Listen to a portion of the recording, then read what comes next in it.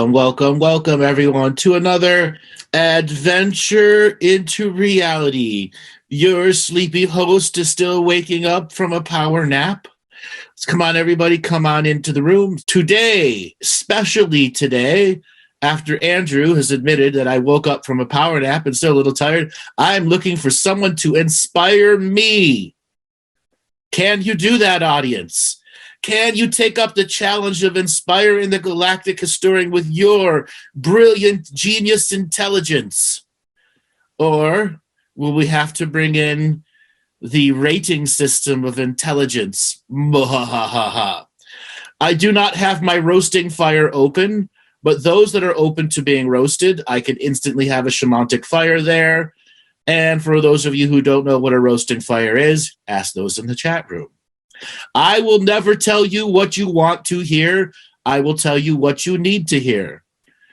Not everyone needs to know their galactic history. There are those that need to know about who they are, what they are right now, so they can understand the greater them in the moment. If you are asking purely selfish, instant gratification questions, I usually do not gratify you with an instant gratification answer. I may turn it around as a question back to you that may open more things up to you. All right, Robert, spin up the wheel of callers and see who wants to have a genius conversation or a roasting with me. Okay. Wendy Lee, you're getting a signal to unmute. Wendy Lee, are you there? Hello, I'm here. Hello, how are you doing today? I'm all right. How are you? Great. Where are you calling from? Toronto. You have a very interesting voice. You have no Canadian accent whatsoever. That's interesting. You have a solid tone voice, which is supported by your throat chakra and your heart chakra. I'm a singer, if that helps. What kind of singer? I mostly end up singing jazz. Oh, that's got to be it. You've got the super highway from the throat to the heart opened up. Cool. So, what did you want to talk about today? Well, it's interesting that you mentioned genius and intelligence, because that's what I wanted to talk to you about. I know, right? Ask and you are given. Wonderful. I've always had the experience, like I have a learning disability, and I don't know if that's necessarily true or if I just think differently. And I'm just wondering, in activating your genius, is there something that can alleviate that for me, or is it something I could fix, or is it just the way I am? You don't have a learning disability. All right. People around you have learning disabilities because they're dumb. And you have to lower yourself to their level. All the time? Mm-hmm. Welcome to my world. What do I do? How do I fit in? How do I function? First thing, don't lower yourself to their level. Okay. Be as intelligent as you can possibly be all the time without condescendingly talking down to them. Well, sometimes I feel like I need to oversimplify things, or I don't know. I feel like but who did you learn? Who did you learn oversimplification from? Someone had to teach you that. Oh, probably. Okay. I don't know who specifically, but let's start with mom and dad. Sure. Okay. You probably brought up complex subjects that they didn't understand. Then, what was their educational background? Nothing formal. Therefore, you could have said, what's 99 divided by 5,000? And that was too much for them. Right. Okay? Yeah. So therefore, you were constantly exposed to their simplification process, to their intelligence level. Right. This is not putting them down. Yeah. That's the nature of the family that you were born to. And you're one of the geniuses born through the family. And part of the trauma of being a genius is being around dumb people all the time and picking up bad habits of explaining stuff to everybody who's a dumbass. Well, I almost feel like I've lost my ability to articulate things clearly. That's why you became a singer. Right. I am able to, I feel like I can connect with people more when I'm singing than. Have you ever tried to sing out math? No, I'm so bad at math. It doesn't matter. Just try singing 5 times 5 is 25 in your pure singing voice. And there's a reason behind it. There's neural pathways that we learned in math that we can blend with our song neural pathways, Right. which will allow you to have more cognitive function around your voice, your singing process. The Arcturian people, they learn to sing before they learn to speak. Cool. Okay? You want to give us a little try? 5 times 5 is 25 in the best singing voice you can bring in? 5 times 5 is 25. See? You even had that with a perfect tonation and a bit of comedy behind it. Okay? Like a jingle. Yeah, like a jingle. Okay? And now you can say, Illuminatis are idiots. Okay? I like this. This is uplifting. You're welcome. It's uplifting to me too. So yeah. The answer to the question is don't lower yourself to their level.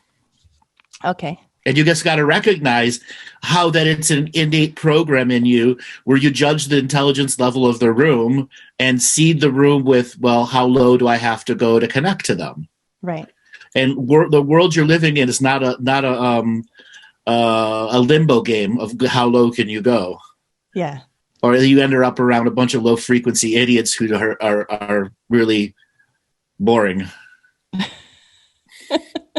I do get bored. Mm-hmm. How easy do you get bored? Too easily. Mm-hmm. And what do you do when you're bored? I eat. Ooh. What is the foods that occupy your boredom? So crunchy things or like chocolate. Okay. I have chips are definitely a guilty pleasure, or French fries. All right, you're a crunchaholic. Yep. So there's something to the crunch factor that helps break up your boredom. Mm-hmm.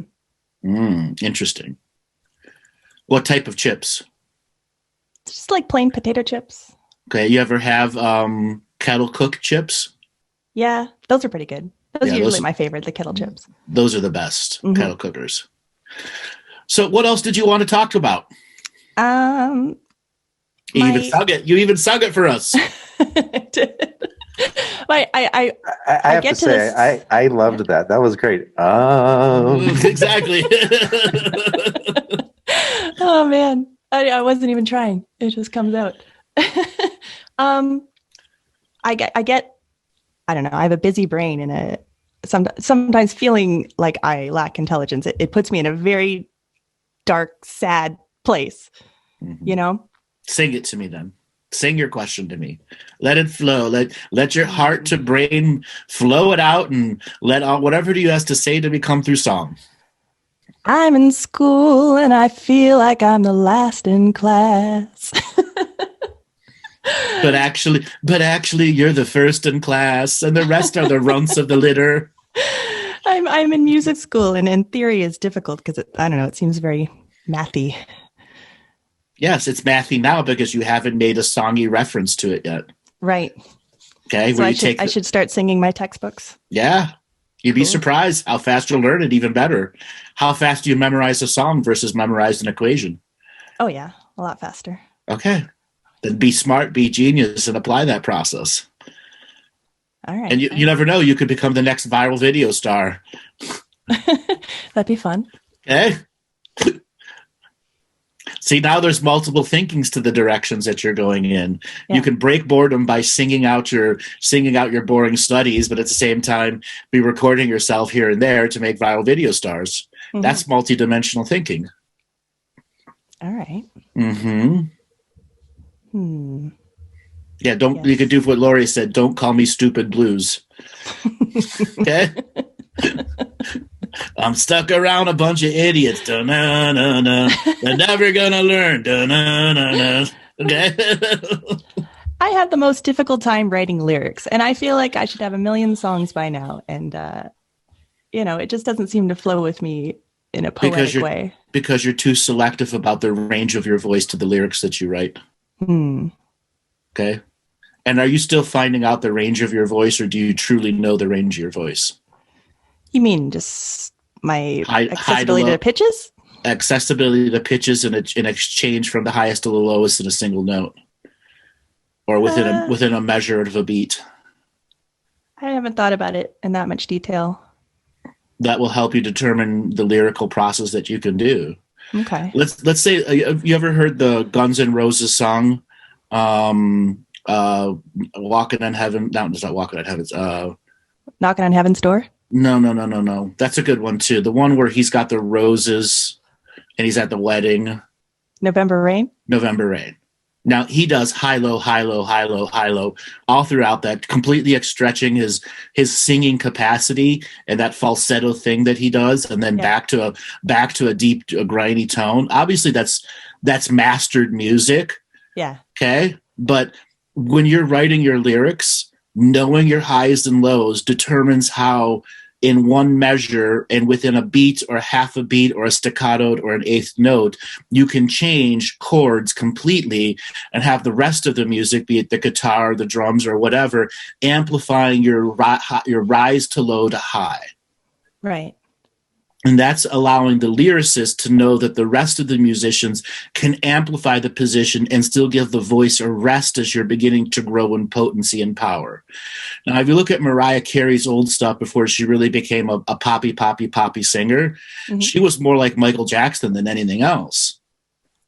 Okay, she had her singing style had opera Michael Jackson mixed into one. Cool. Okay. So if you were to compare yourself to another existing singer out there, what would you say you're like? I've been told that I sound like Stevie Nicks sometimes. Mm-hmm. I don't know. I don't really know. I haven't thought about it that much, who I sound like. Or you haven't let the compliments in. Maybe. Okay. Okay. It's like, oh, you're just being nice. Yeah, exactly. You're just being nice. Okay. And you don't accept the compliment. Right. So high notes to low notes. And then what kind of songs do you write now? I don't really. I mean, I have ideas of arrangements for other songs, but I've never written a complete song myself, with lyrics and the whole bit. So you sound unmotivated. Yeah, uninspired. Maybe too critical of anything that comes out. We're going to turn to the audience here to come up with some lyrics for you. Okay, great. And let's have it a mix between spiritual and comedy teachings. All right. So somebody who could come up with almost a really simple haiku line that's 3x4, 4x3, something like that. Really simple, not terrible on the syllables. That is a spiritual statement and yet a little funny at the same time. So we're gonna engage that audience geniuses and find out if some geniuses are gonna rise to the crop or fall to the bottom. Sweet, lay it on me. Hold on, we've got brain freezes.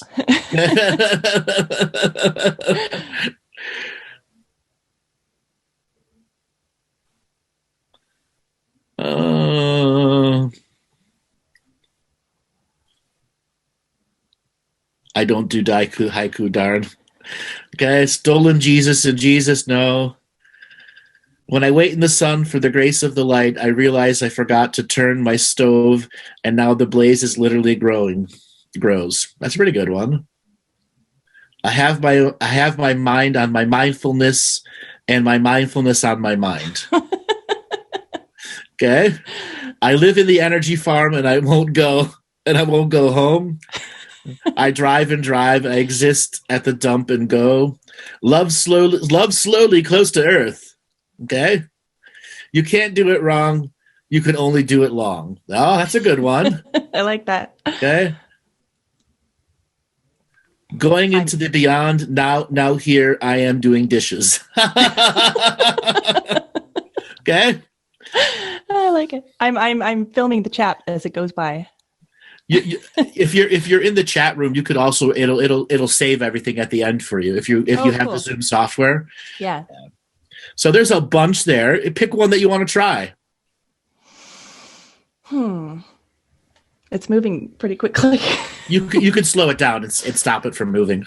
Right. Just have to move your arrow up a little bit. Okay.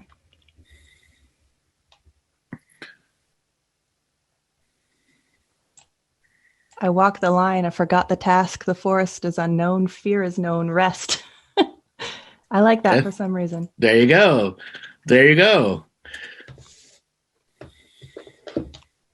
Are you asking me to sing it? Is that what's happening? Try. Okay. Put yourself on stage. Oh, the boy. lights are on you.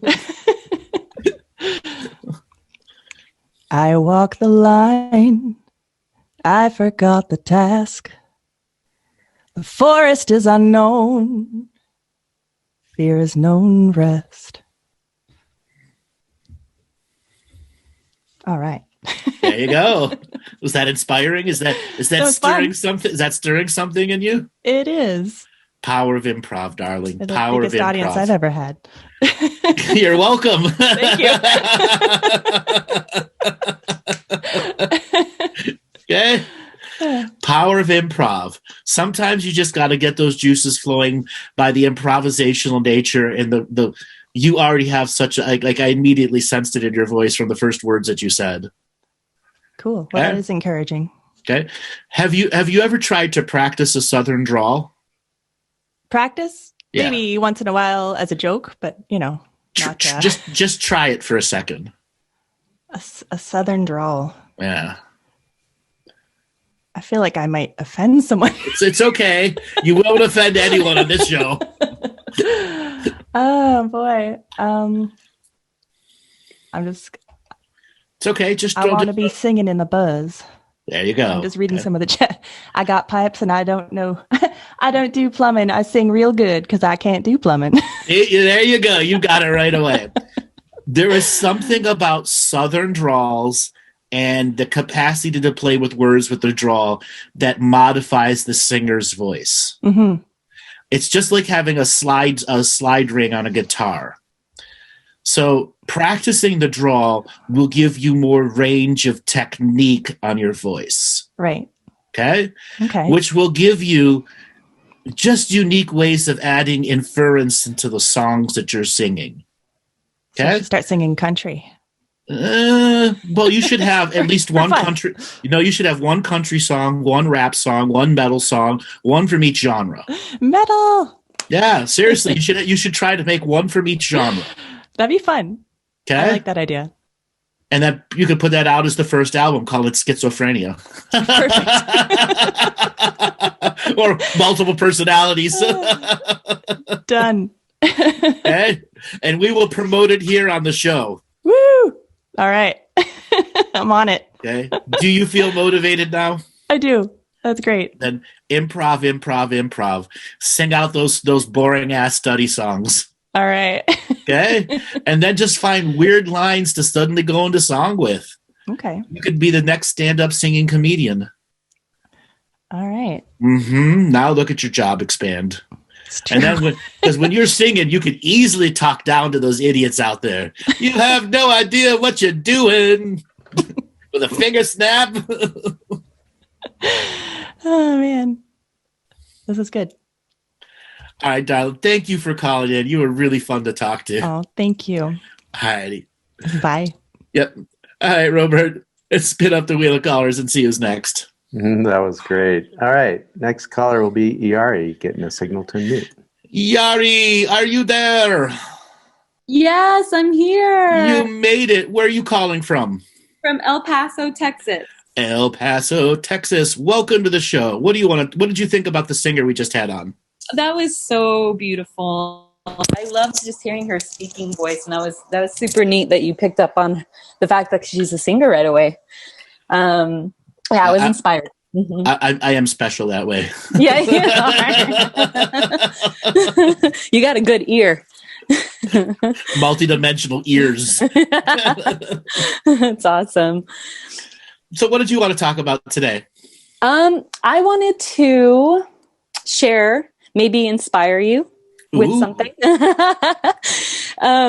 So I'm really grateful because you're very motivational about kind of following your bliss, like Joseph Campbell says, and like taking chances and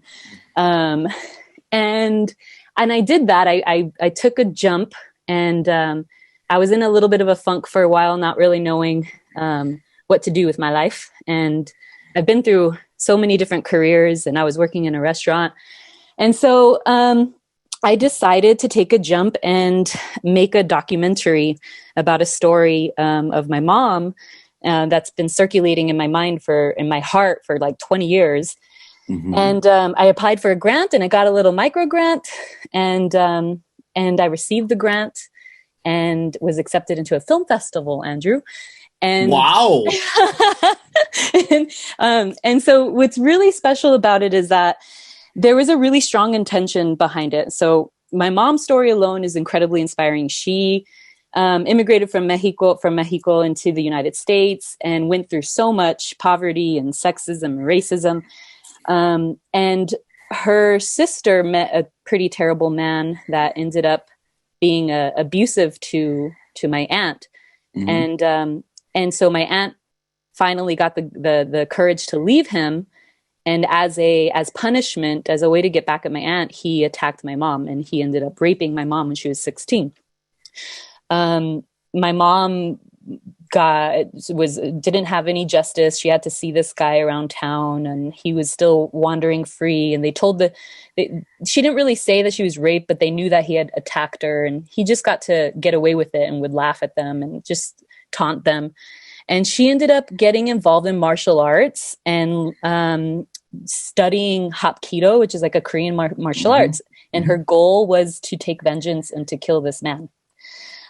She was so full of rage, and she had no other outlet. And she had to hide the martial arts from my grandmother, because she was also back in the day in the 60s, 70s, she was told that wasn't for women. Like women aren't supposed to be kicking and punching and learning this.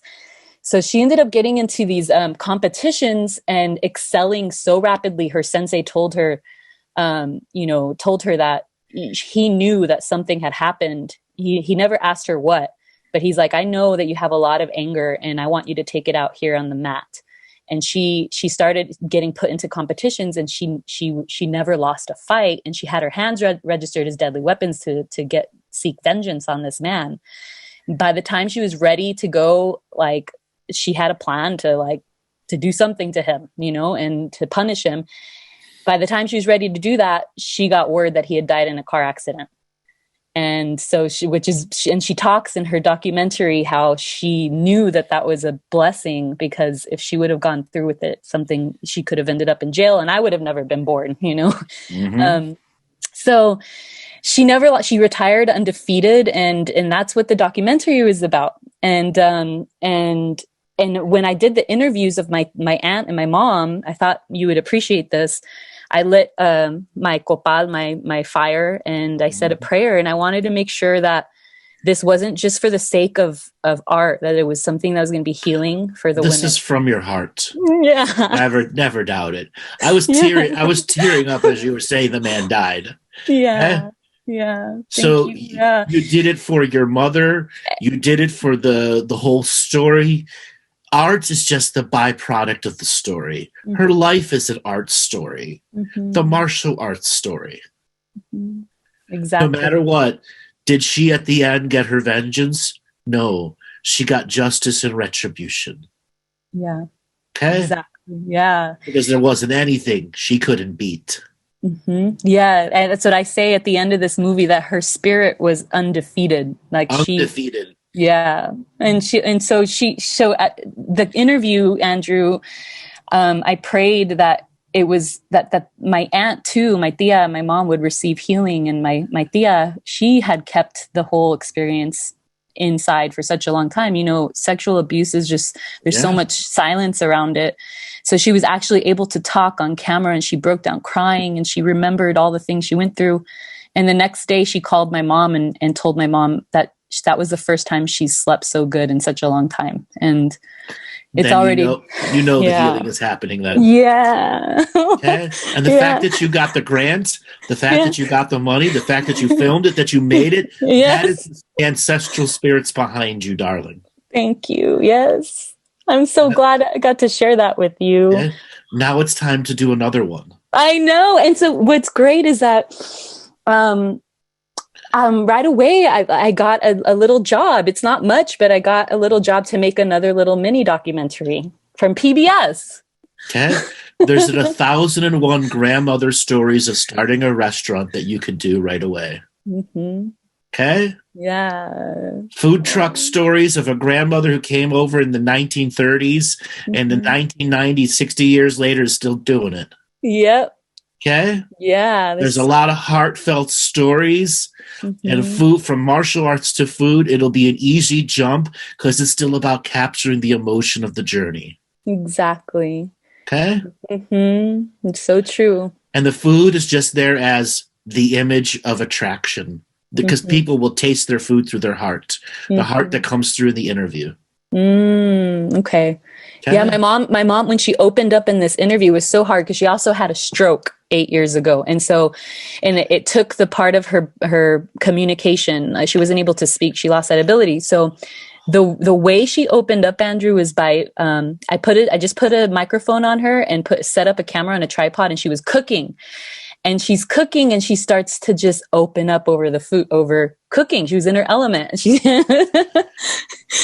Yeah. That's what you needed. That's what you needed. And just that little synchronicity between what I said and what you just said. Yes. Your next set is, here's your next job. The next heartfelt, deeply connecting song is The Medium of Food is going to help you on that next journey. Okay. That's good to know. I'll keep that in mind. There are many triumphant grandmas out there with a chancla story.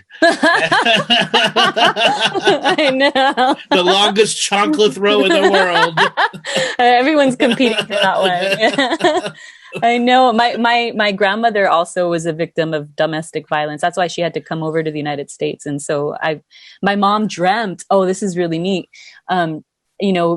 We saw it in the film festival. It was all online. The name of the movie, by the way, because people are asking, is Josie. And it's right now it needs to go through the film festival circuit, and eventually it'll be on my website, Jackie Barragan website. But anyways, my mom, she had a dream that she watched the movie with my grandmother. Wow. Yeah. And that my grandma was right by her side. And I'm like, oh my gosh. Like I got chills up my spine for that. I know. It's so neat. Yeah. So I know it's like healing multi-generational sexual trauma, Yes. Just by the exposure to the light of the truth at the end of the story, that everyone can accomplish and grow and heal from it. Okay, just don't get caught in the ugly parts, and make sure the artistic you and the brain and heart connection, and knowing that the art's the byproduct, and the people you interview, they sell themselves through their own emotions. Yeah. And all you got to do is know how to get that emotion to come out from the right setting of the camera, the right environment in which they feel comfortable to talk to you. I went through a lot of self-doubt, a lot of what am I doing? Concern about protecting my mom and her story. It was very, I went through a lot of growth, believing in myself and being my own boss, and just really, that was it. Just believing in myself. That was the hardest part, that I could do this, But you did it. I did. And not only did you get the taste of success, you're getting the second and third taste of success now too. Yeah. Where it's not going to be 15 minutes of fame. It might be 45 minutes of fame. Okay. Yeah. And a future doing that and something greater. I hope so. Yeah. Okay. Yep. So maybe it's time for you to, as a secondary hobby, pick up script writing. Okay. I love writing. I actually have a script that I've been working on about my story, my own personal story, because my story's pretty intense, and I kind of feel like I have to make it fictional. Well, share it with us a little bit. Okay. I've also, when I was 3 years old, I was going to a nursery, and my mother was teaching aerobics in it was a YMCA in El Paso. And about maybe a year later, I told my father, I was only 3 years old and I had cussed, or I had said a cuss word, and my dad was like, "Where'd you learn that?" And then I just started breaking down and telling him how myself and the other kids in my class, 16 of us, we were being taken on field trips. They called them field trips to somebody's house, and we were being put through occult-like sexual abuse and molestation through a group of teachers, and it was like a group of 9 adults. And and they would dress up as police officers and doctors, and they would tell us that if we told anybody, they would kill my brothers, or would kill me, and they would sacrifice animals in front of us. Like, really very intense experience that I wiped out a lot of it from my mind, of course. But I was the only one out of the 16 kids that said something, because all the other kids were so scared. And my dad, of course, like, took it to the courts, and they put us up on trial. But back then in the 80s, there was a lot of suits with child molestation cases, and there's so much that the courts didn't know how to handle it. And so we were being questioned on the side, and since we weren't in front of a jury, a lot of our testimonies went out the window, and only 2 people got charged, and they only spent 3 years in jail. So at such a young age, I knew how messed up our justice system is, and it really influenced. It took me on a really incredible journey, because in my teen years, when I was becoming sexually active, I was experiencing so much anxiety. I started to learn. I knew that either I was going to get connected to a psychiatrist that was going to put me on medication, or I have to learn how to heal on my own and connect to my ancestral healing techniques. So I started studying Reiki and self-healing massage, self-healing and meditation and yoga, and later on, it took me to the path of learning my indigenous roots and going to sweat lodges and medicine ceremony. I've done a lot of healing with medicine ceremonies. Mm-hmm. So because it's such an intense, I don't know, I feel the only reason why I can talk about this right now is because it almost feels like it's just you and I, but it feels so vulnerable to talk about in front of a lot of people. You know what I mean? So you're doing just fine right now. Thank you. So that's why I have a screenplay that I'm working on to kind of turn it into a film that has to do with connecting to Aztec and Mayan deities, and a girl who was attacked and went through this as a child, and she ended up receiving justice and healing by connecting to goddesses, as Aztec goddesses and Mayan goddesses. Beautiful. Yeah. So it's a combination of fiction and nonfiction and the truth of your own story. Yes. Well done. Well done. Bravo. Just learn some of the cinematic techniques that are supposed to be in a pro-end script, because your vision of how the vision is the vision of the script. And when you learn the right camera wording technique, high pan, low pan, side pan, drag cam, whatever it is, unsteady cam, there's a lot of words that will tell the cinematographer how to set the scene up. Mm-hmm. Who then will tell the set designer to set it up like this, who then tell the gaffing and lighter people to set it up like that. I feel like, what do you think? I feel like I'm going to need a huge budget for that kind of movie. No, a lot of that can be done on the green screen if you have the artist renderings in the background. Okay. Have you ever seen the TV series Brain Fart? Hold on. It was the first TV series that was done all on a green screen, virtually nothing as a live shot. Sanctuary.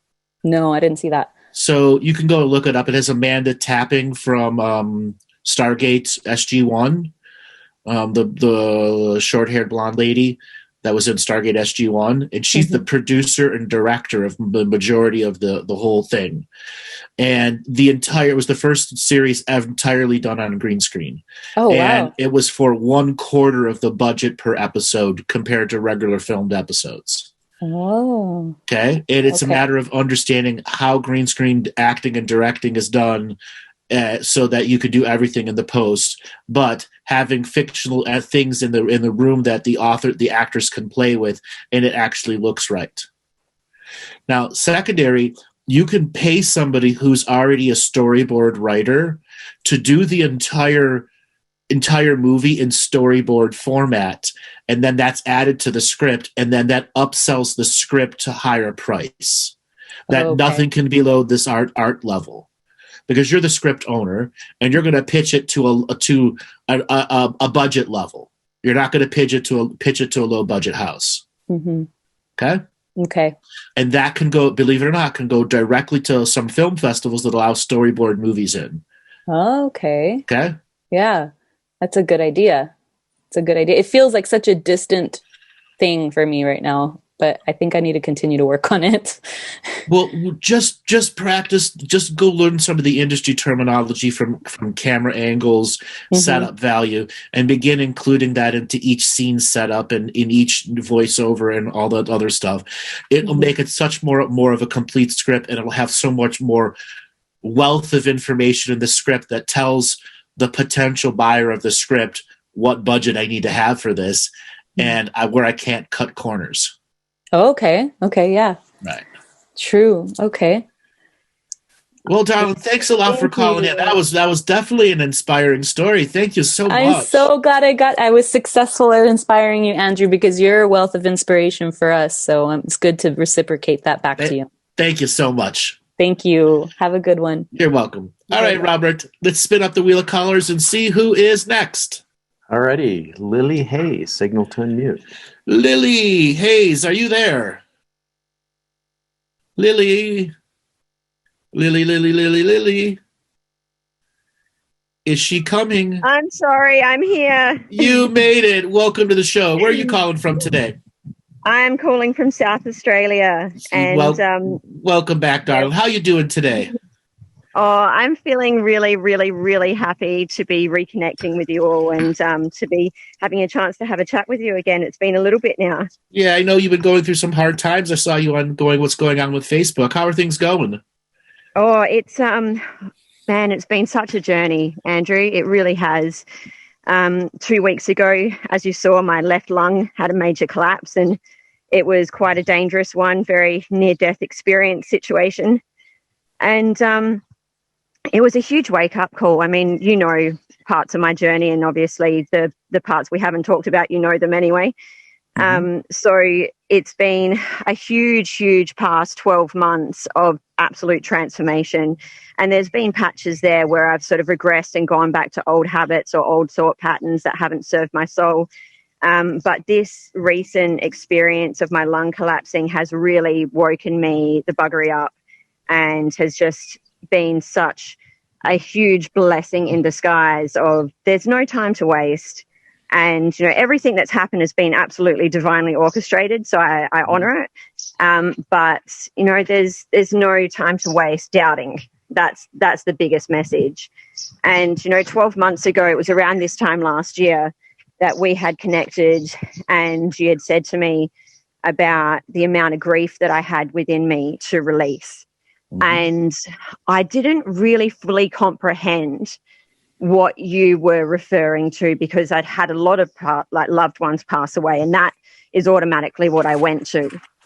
But the grief that was really, really burning within me to be released was the grief of my unborn children, and not just from this lifetime, but from all the other lifetimes. And that is what the left lung collapse was all about. No, it's that divine feminine energy really, really needing to be embraced and cleansed, absolutely embraced, loved, nurtured, absolutely. All of those words, yeah. All of those words, that's for sure. So I've had a really beautiful soul brother who has been helping me through some real deep womb chakra healing. And I've finally been able to access that level of depth of grief and release, and that moaning crying, not just the little couple of tears that I'd let out in the past, but real heavy moaning and really getting to the core of that grief and going back to the past lifetimes of, my Native American lifetimes, my Egyptian lifetimes, my Aboriginal lifetimes, where my beautiful children were taken from me or I had taken them from myself. Just all these different experiences. So it was wow. Just wow. It continues to unfold and continues to get deeper. And I'm thankful. I'm so thankful for the experience. So what's next for you now? To stop hiding and to put myself out there. I've done a lot of hibernating this year, and I've really held myself back from sharing my story on more of a public forum such as social media. I was doing a really great job of that for a bit there, but then I really regressed back into hiding. But not just my journey, but just my vibration is meant to be heard, is meant to be felt. And putting myself out there is really part of the journey. But I need to step into my practitioner role too and let them come through. Let me give you a little piece of advice here. Please. You've had enough advancement in your soul. You've transcended the basic systems that got you there. You no longer need astrology and cards to be who you are. Yeah, I know. Put them aside like baby's toys. Yes, they still will give you fun here and there. I put cards aside at an early part of my journey and never looked back. Yeah. All of the old systems, you have your own system. Oh, yeah, absolutely. Start being the Lily system. Yeah, absolutely. Okay. And that's, you're 100%. There is, at the beginning of the journey, there's such a feeling of urgency to have all these external trainings and all of these, I need to learn this and I need to learn that. But every single time, and one of my beautiful mentors, Charles, tells me the same thing. You can do all these courses, but at the end of the day, it's exactly that. Exactly as you said, there's no one can teach me what I already know, and it's just about believing and allowing it to flow. So I want you to do a retirement ceremony on your old systems. Awesome. Okay, cards, any astrology, any of the old ways that got you there, do an actual retirement journey, a retirement ceremony.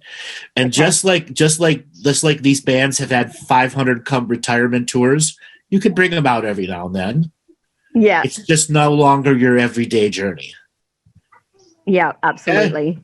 Okay. If the Eagles can come back and have a retirement tour, 25 retirement tours, so can your cards. Just give it a long break and actually make it a retirement ceremony, thanking and honoring from the teachings that they give you, integrating them into the greater you and into the healing of the greater you. Absolutely. Absolutely. It sounds beautiful. Thank you. I've got a question for you. Sure. Shoot. And I would love to hear your insight on what will best serve and help towards the healing of my eldest son and our relationship together. How old is he? He's 13. And his first name? His name is Jet.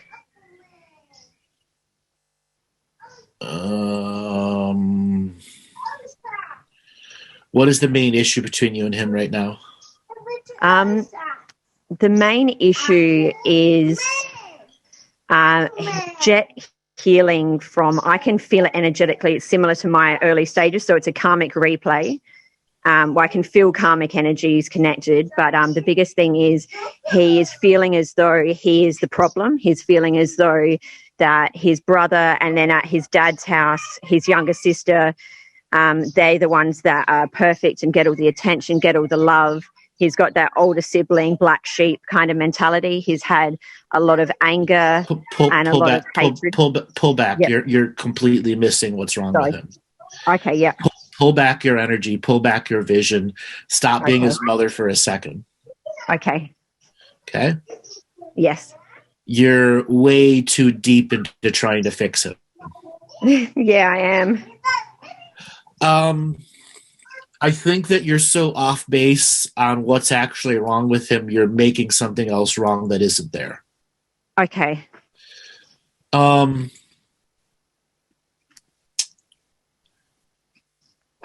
Have you discovered anything of a porn addiction yet? Slightly, yes, but I don't think it's come to full fruition yet. It But is. there is. It's already been there a longer time than you know. Yeah. You got to go and check the browser history and not fight back with him. Yep. What is the situation with obsession in video games? Oh, yeah. That is. You nailed it. What is the obsession? What game? The two main games that he has an obsession with is Fortnite and Borderlands. But Okay. if he had access to more, he'd be on as many as he can. Okay, how good is he at Fortnite? He is pretty good. I did take gaming away though because his behavior got very abusive to the point that he physically assaulted me and my dad, and the police had to be involved. Right. So the gaming was So it's not the gaming. There's an inherent flaw in his personality right now from the porn. Yep. Okay? And you're going to discover if he doesn't get quality mental health treatment that he's probably going to have borderline multiple personalities. That's what is definitely coming to the surface now, and I have engaged mental health support. He's just about to go into a higher, more supportive level of that. Okay, now that always means some serious entities are attacking him. I know, I can see them. But these are ancestral versions, meaning he has contracted them to be there. Yes. Okay. Now there are other things that are not contracted to be. They're just standard predatorial entities. And yes, you can take care of some of those, but he still has a scent on him that's attracting these negative entities, which are going to cause a schizophrenic moment or a split in the personality. Yes, I can see. When he attacked you and your father, did he appear to increase his size? Yeah, it wasn't him. He was completely, he went into full psychosis, and I could feel, see, sense. Then that means smell. it's already happened to him through masturbation. It's already deep inside him. Yes. Okay. And there's a big entanglement with his father's bloodline and his dad in particular with those kind of tendencies. His dad has been extremely sexually inappropriate towards me and others. Okay. Honestly, he's at the 13-year-old age where there's very little spiritual you can do because he's not going to listen to you. Yep, that's where I'm at. Okay. Is he picky with his diet? He's pretty good with his diet, actually. He's quite good. Is he picky? Is he picky though? No, he's not fussy. Okay. He'll pretty much eat anything, but he will binge eat on a lot of junk as well.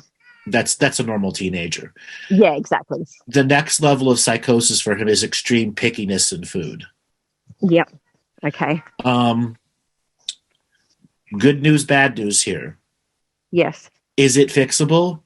Via standard medicine, yes. Is it fixable via spirituality? Until he's, as a human being, is ready to face who he is, what he is on a spiritual journey, which most 13-year-olds are not. Yeah, he's not. He's quite resentful towards it because of me being spiritual. Group teachings, group relationships are going to be the better choices for him, but he's still going to reject it. Yes. As soon as you take away the video games long term, it's going to reveal how bad the personality split is already there. That's exactly what happened. I took it away and it was chaos. Right.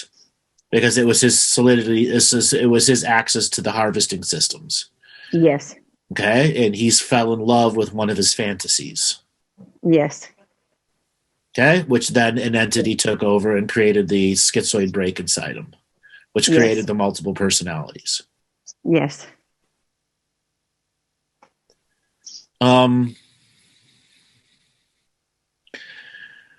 How does the medical community work if you have to put him into a home, put him into a place for a while? Do they cover it, or do you have to pay for it? I'm not too sure. I don't know if there's many facilities like that are available. And I think if the ones that are available, it would take an extremely like dark, bad experience. You're leading to that, and that is an inevitability if there isn't a change. Yeah, I can feel it. Okay. But this is also why you went through your dark night of the soul during this journey, is to realize what's right next to you. Yes. Okay. This doesn't mean you stop loving him. It just means you have to love him in a different way. Yes. Okay. Yep. Look at the damage he's doing to the rest of the home. Yes, that's a scary part. Okay. Yes. And as a mother, when you're faced with this as a spiritual challenge, it's about learning to transmute and transform and transmogrify the love that you have for him into a new form of love so that he can get the best form of help and live the best form of life with himself without causing any more harm to the family. Yes. Okay? If he were younger and you captured this earlier, a lot more could be done. But he's 13. Yes. He's 13. Yeah. And when I look at the records here, really the porn issue started when he was 10. Yeah. Okay? Yep.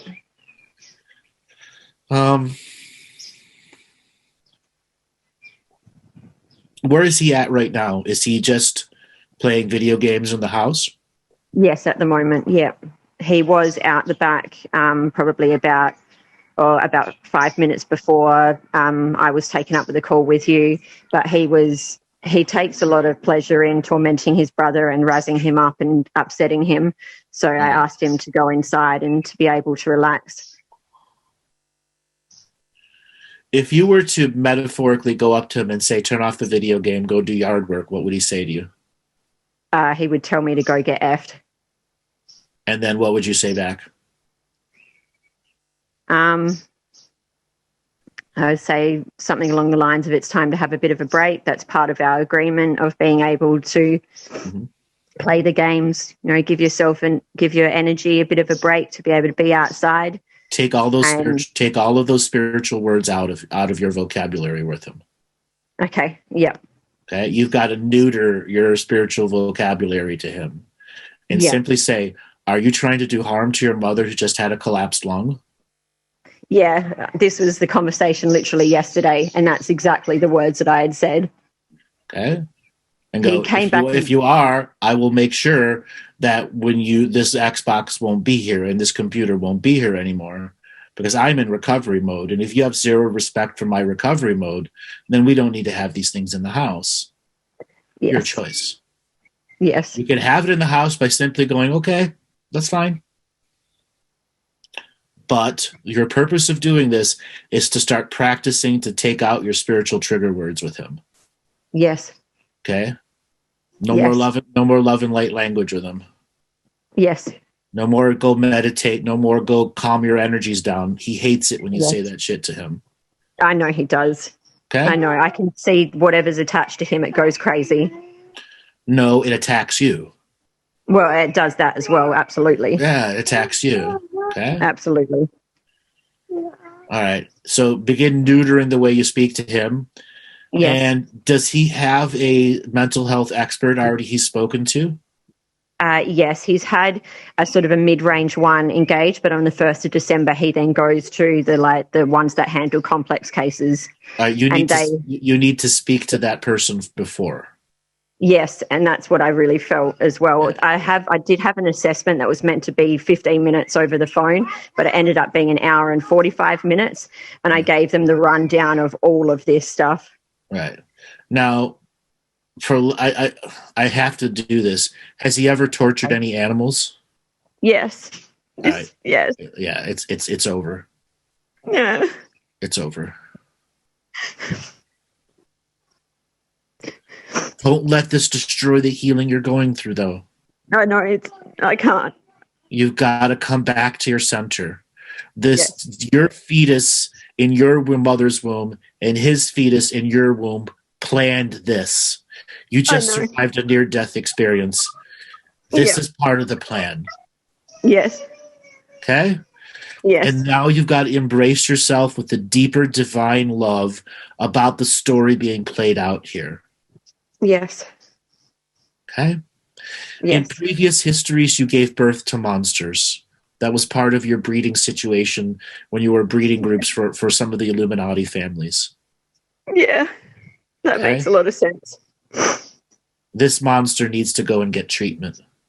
Yes. Okay?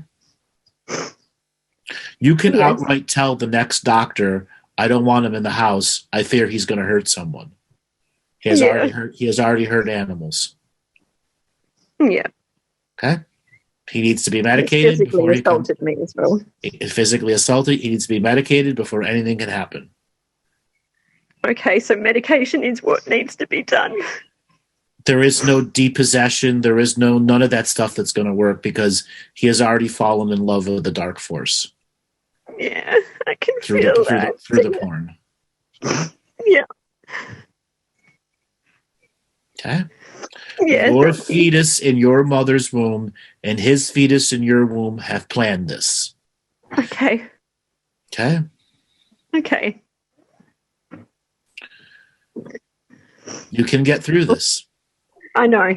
I needed to hear this. I'm just so thankful that this has come at this point. I want you to know you can't do battle here. There is no war here. There is only love. Absolutely. If you engage in spiritual warfare, he wins. Yes. And any kind of spiritual chicanery in the background, he wins. Yes. This is all about 3D master management. Yes. And then shutting off the back door and loopholes of him getting into your energy. Yes. Okay? Yep. Don't go to war. Don't fight. Don't fuck with the energy in the background. Shut the loopholes and close the doors. Absolutely. As soon as you give him an inch of battle space, he's already won. Oh, I know. They go to town on me. Okay? 3D, master management, shut down the loopholes. Yes. Okay? You have to finish recovering and nurturing what you're going through. All the while you have a 3-year-old too who's going to need his mother. Yeah, he does. Okay? Yeah. It's such a different journey between the two different children. Jet was tormented and targeted since birth. He had it in him right from the beginning. No, he wasn't. Stop defending him. Okay. Stop defending him. Stop creating the myth around this child. Okay. Okay? He came in the way he was in as a plan. Yeah. Yeah. Okay? Yes. Yes. I don't want to overwhelm you. You're still recovering. All right? No, it's okay. I needed to hear all of this, and I appreciate hearing all of this. Okay? Heed these words. Don't go to war. Close the loopholes, the back doors. 3D master management now. Yes. Keep on your healing journey. Oh, journal as much as you can. Become the journal queen. Yeah. That's what I've been drawn back to again, which is great. I love writing. Okay. But I really put it aside for a while. Find some time where you can take breaks from all the super serious stuff so you can have some fun. Yeah. Laugh. Find some way to laugh. Yes. Stand-up comedy on Netflix. Something. My God, please take a break from the spiritual side every week. Yeah. Yes. Absolutely. Thank you for calling in. You've been a great teacher for a lot of people. Oh, thank you, Andrew. I appreciate you so much. You're welcome. You go out, you have a beautiful day, and keep on trucking. Thank you so much. All right. You got this, darling. Thanks. Lots of love, brother. Lots of love to you too, sister. Wow, we got some special callers today. Robert, let's spin up the wheel of callers and see who is next. Great. John Zanetis. John Zanetis, are you there? Going once. Yes, I'm here. Hey, you made it. Welcome to the show. Where are you calling from today? I'm currently in Nashville. Nashville. Welcome to the show. What did you want to talk about today? Oh gosh. I know I put you on the spot. Yeah, I was totally feeling a lot from that last caller. Well, what were you feeling? I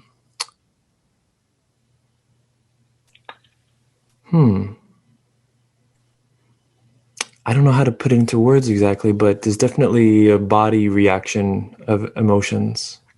Mm-hmm. Deep inside you? Yeah, probably around my heart. Okay.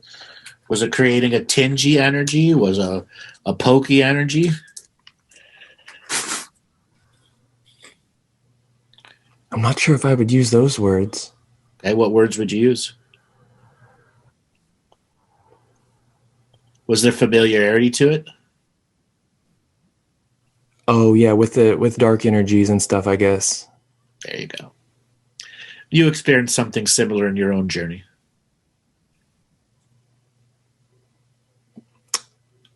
I would say probably. I do remember there was a dark. Well, there's been kind of a theme of dark energy, but ever since I was a little kid. Okay. So what did you want to talk with me about today? I guess about clarity of reality and purpose for me. Okay. I think I've been a little too, I don't know. I feel like I have to piece together my reality, and it starts to get overwhelming after years and years of work that almost seems to go nowhere, at least in some regards. Not that there hasn't been a lot of developments in one way or another, but I still feel like my reality is not quite the same as actual reality. In what way? I'm missing something. I'm having... what way? So what are the things that you're trying to get started that don't complete?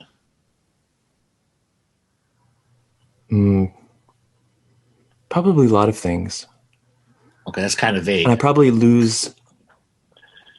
yeah, like, I mean, I do a lot of things, but I get a little disconnected from them when I don't really understand their place in the world. Like what? Give me an example.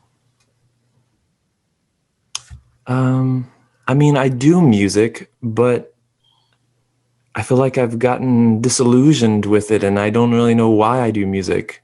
It's almost like some sort of existential question that I can't answer anymore. Like, why do I do music if it's just for myself? And okay, I don't. So you've lost the point. You've lost the point of music. What else have you lost? What else? I've lost the point of almost a lot. Okay, you've lost the point of a lot. I feel like I've lost the point of almost all humanness. Okay, have you gone far down the conspiracy world?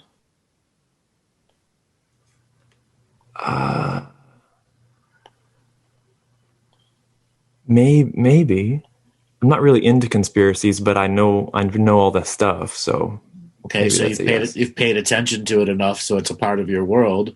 And conspiracy, when you look at it as an overview, is very disempowering.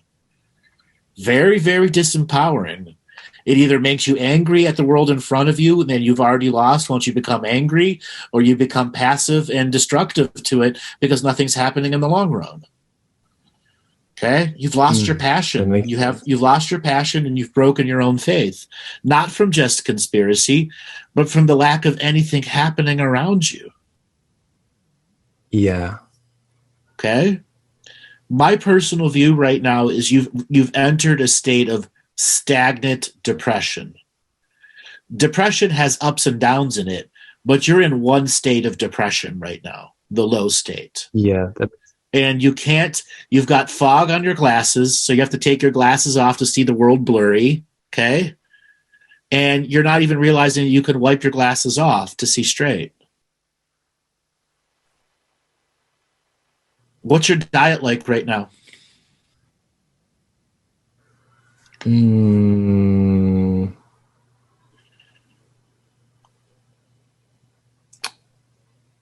It's vegetables, frozen foods, smoothies, mostly vegan, a little bit of fish.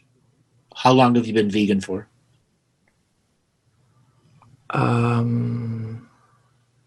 Quite a few years, the majority of the decade, I guess. Have you heard me talk about good vegan, bad vegan? Have you heard any of the other callers that I've talked to about veganism? Not in a while, so maybe refresh my memory. Every week I have one that calls in that doesn't count their protein and is a very bad vegan. You're basically saying you eat fish and frozen vegetables, which means you're probably not getting anywhere near your 40 grams of protein, which means you're daily stripping your body of muscle to have energy, because you're spending more calories to burn the food, to process the food, than you actually get from them. You need to expand and count your proteins. You haven't heard me talk about any of those recently? Every show in the last 10 shows have had me talk about that, literally. I get someone that I calls haven't in. been watching shows lately. Well, it's time for you to pick it up a little bit. It's every week.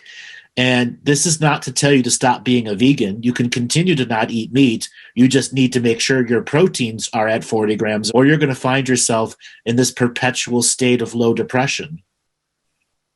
Okay? No creativity, energy to do anything, because your body is in a forever in a depressed state, because you're constantly stripping your body of its own core muscles and then rebuilding core muscles based off of what you eat.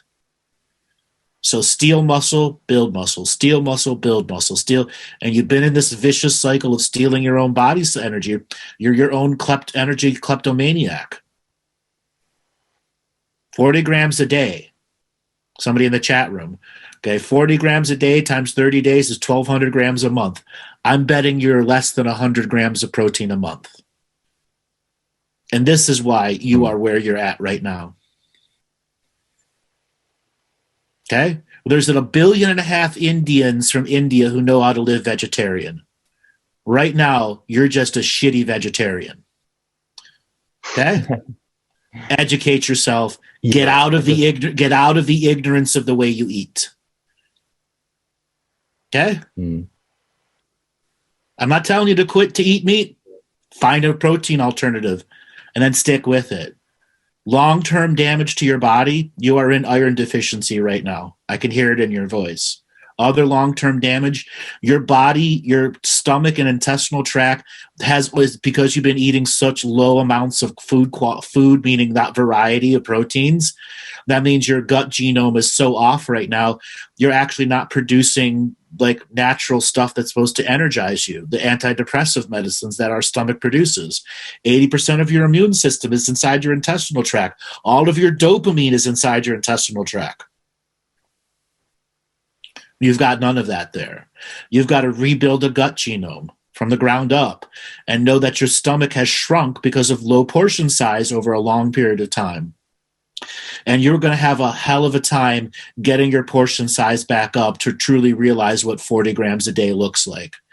And you're going to have a moment where you're going to look at left hand, which is your 10, 12 grams a day, and your right hand, 40 grams a day. And you are literally going to realize you've been starving yourself to death for 10 years. That makes sense. It's kind of passive the emotional reflection of where I've been feeling. Passive suicide. Yeah. Okay? You start eating food, oh my God, I mean, you're going to be so motivated, you're going to be fucking itching in your own fucking pants. And as soon as you start eating food, go out and be athletic so you can start getting dopamine releases. Okay?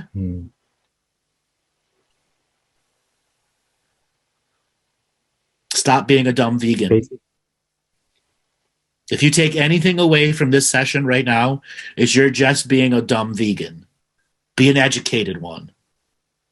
Learn how to eat the higher volumes and get to the 40 grams of protein as your ideological choice of being a vegetarian vegan. You don't have to eat the meat.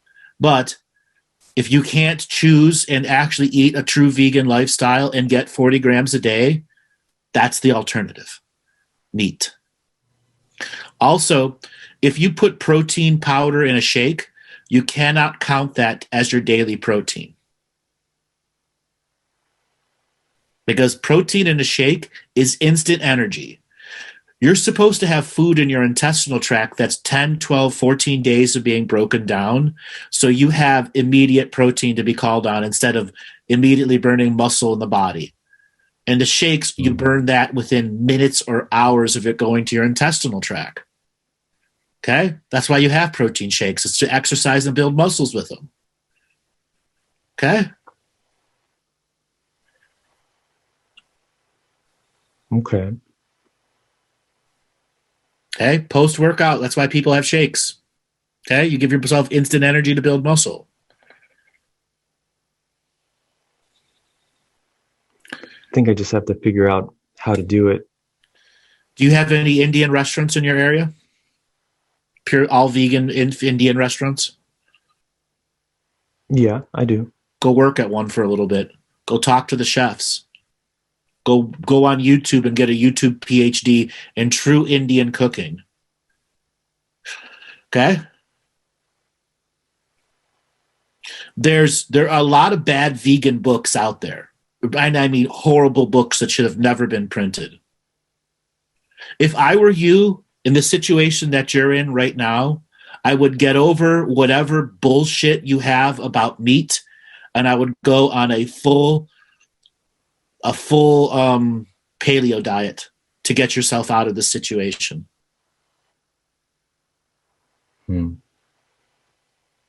Okay? And this is me attacking a little bit of vegan energy. Guess what? That salad you're eating is more alive than that dead piece of meat. Okay? That salad is alive and thinking. That dead piece of meat isn't. You're at a point you're killing yourself out of sub-passive choice. You want to take your life force back? Want to take charge of your life? You need protein bombs every day and athleticism. Put aside your spiritual shit.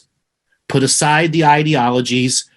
Eat, exercise as much as you possibly can for 6 to 10 weeks. And when you're done, reevaluate your life. Or you're going to continue to do this vicious cycle of deep body depression and forever be in the state you talked about when you first called in. Exercise too as much as I can. As much as you can, because you're not producing your own dopamine. And this is why you're in such a deep state of depression. You need protein bombs every day. Right. And you've crossed all of your dopamine wires where you don't even get any dopamine release out of anything anymore. That's why you've become so depressed. Okay? That makes sense.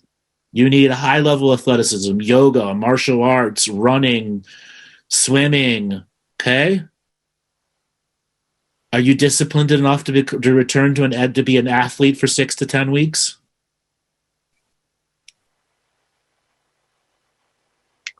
I'm not sure. I've attributed some of my feelings to just isolation and not having like people, like friends and relationships in my city. So yeah, but those are a byproduct also of not eating. You've trapped yourself into a single thought mode because you've been suicidally starving yourself, which has led you down to a self-fulfilling prophecy as I have nothing and no one. The athletic world is the easiest way to meet people while you're jogging and running. Okay? Doesn't matter how heavy, overweight, or underweight you are. It doesn't matter. People see the passion within you, and that's what gets you talking to them.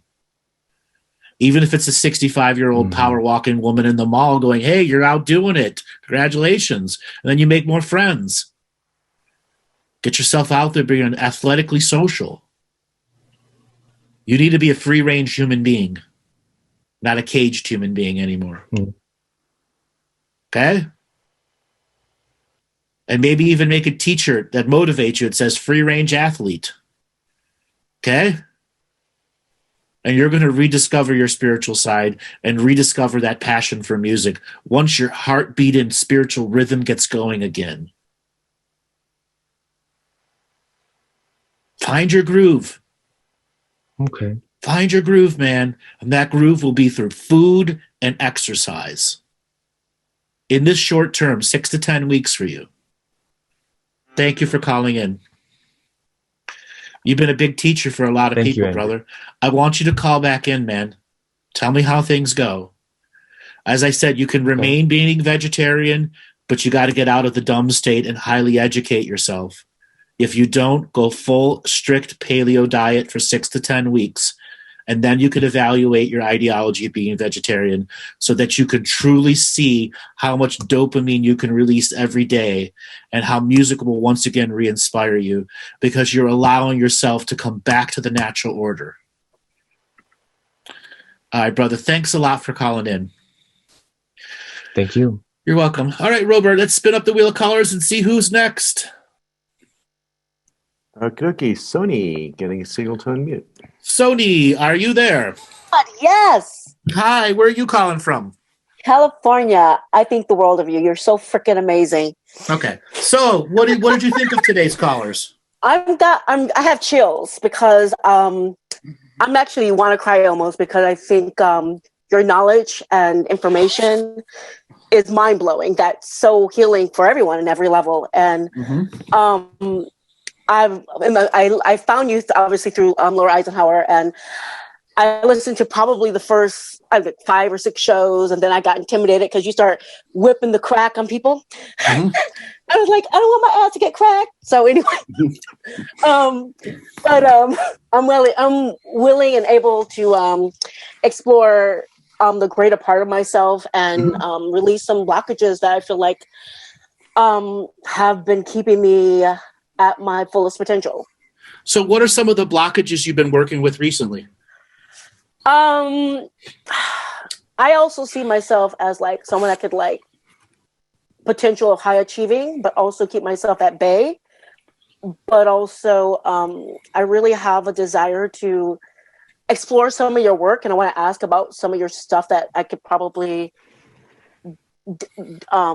explore.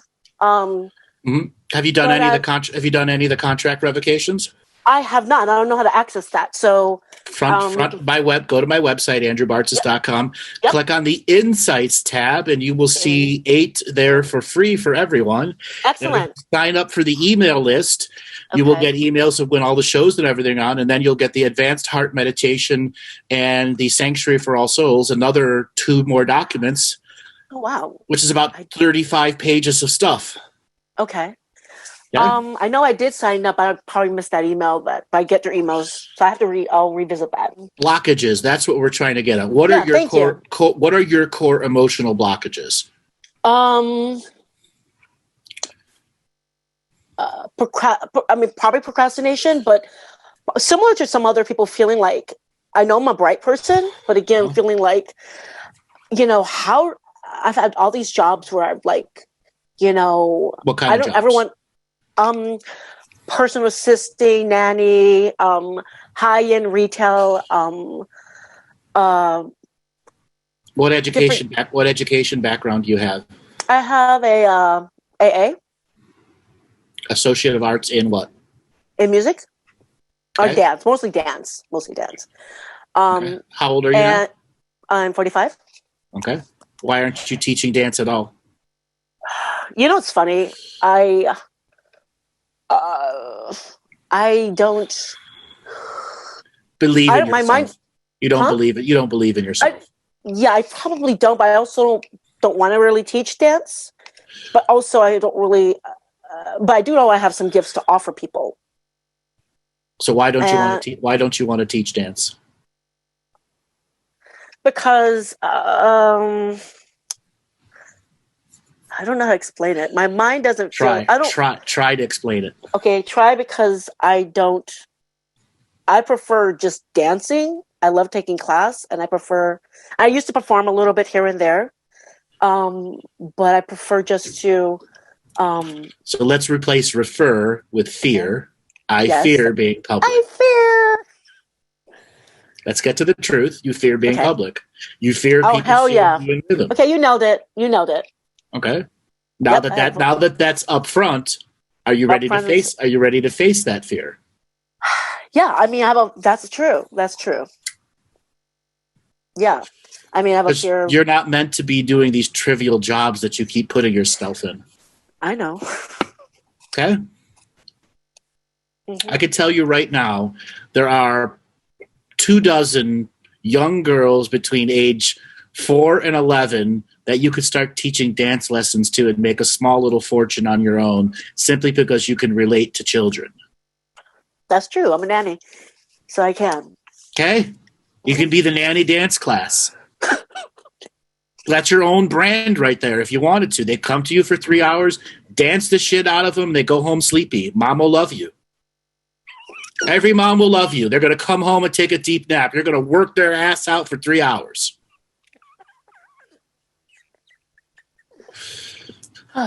Wow. Okay? You're brilliant. Okay? You're in your zone of children. You're going to identify with them, and your inner child's going to come out and go, wow, why have I avoided this? Because I'm just plain afraid when my stage is kids. Why am I afraid of a 7-year-old? Yeah. That's Okay? true. Embrace that passion. Mm-hmm. My other question is for my corny question, but my own spiritual development. Like, I know I have some gifts, and I want to go deep. But you haven't gone deeper than ankle deep in any of this. You still got your pants rolled all the way down. Okay? You still got your shoes on as you're walking through the puddle. God. Oh man. So, what can we do to shed that? Is it the fear too, or is Stop being afraid of the public you. You know, it's funny because I feel like I go out and I do feel like I'm a real person. I feel like most of my friends are not as real as me. I feel like in life I'm real and I'm exposed. Are you familiar with the term faux paint, like a faux painting? Oh, like fake? No, that faux doesn't mean fake. It means almost real. Oh. You are at the faux state of yourself. Oh, I like the that. real you hasn't come through yet. Okay, so I guess that's you know what it is? It's a burning desire to get there. Okay. But that burning desire is not really very real, is it? I guess that's why I'm talking to you. Mm-hmm. Okay, until you get out public and do your everyday passion, you're in the faux state. Ooh. Okay. Okay. Mm-hmm. How do you get out of the faux state? By being the authentic you, without resistance. Okay. It starts with dance, but dance isn't your only thing. Dance is just the doorway into 1,000 other subject matters that will help you find the authentic you even deeper and deeper and deeper. And the next thing you know, the pants are stripped off and you're down to your swim trunks and you're swimming in the deep end. Mm-hmm. Okay? Yep. Stop walking around the pool with your shoes on.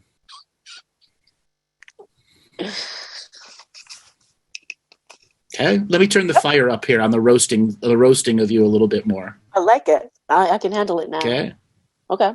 When's the last time you've been in a relationship? Oh yeah, a really long time. Mm-hmm. You can go there. So why did you give up? Why did you give up on yourself? Oh my God.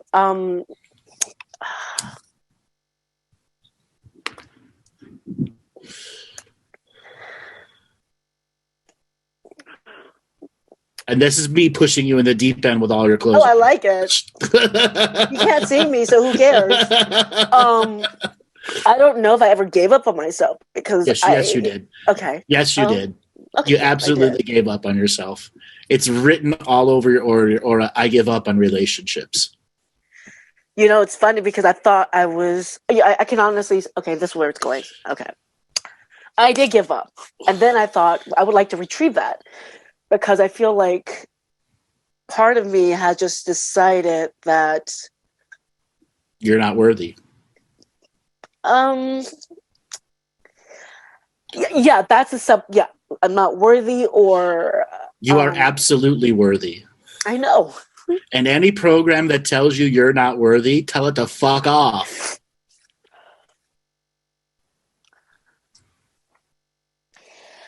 It's so funny. I swear I came into this lifetime with a desire, a huge knowing that I could have something really, really great. And to be honest, I'm not one of those kind of girls that just fuck around just for chucks and giggles. You might say you should, but I wasn't ever really wired like that. But maybe I put like a lot of pressure on it.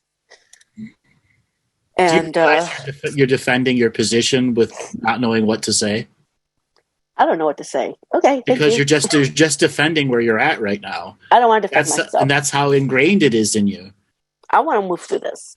Okay, then so I'd love to admit I gave up on myself. I gave up on myself. Not just on relationships, but whatever success I could have had that I knew I came into this lifetime, I gave up on. You're right. And I'm a shadow of the many selves that I have been. And I can no longer be the shadow of myself. I must be the light of myself. And every day you got to turn on the light and start with finding the rhythm of your internal authentic self. Dancing is just the key that will help you find the rhythm of life every day. And then there'll be a whole bunch of other subject matters that will show you different rhythms, different actions, different joys, different pleasures.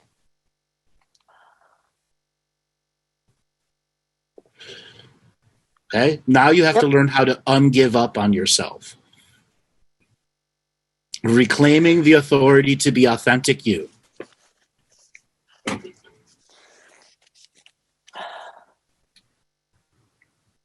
Are you ready to do that? Yes. Okay, that's an awful meager yes.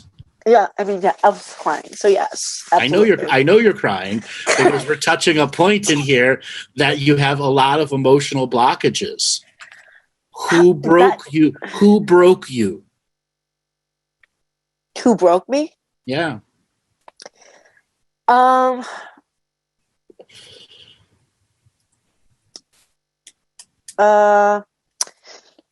Probably a couple of people.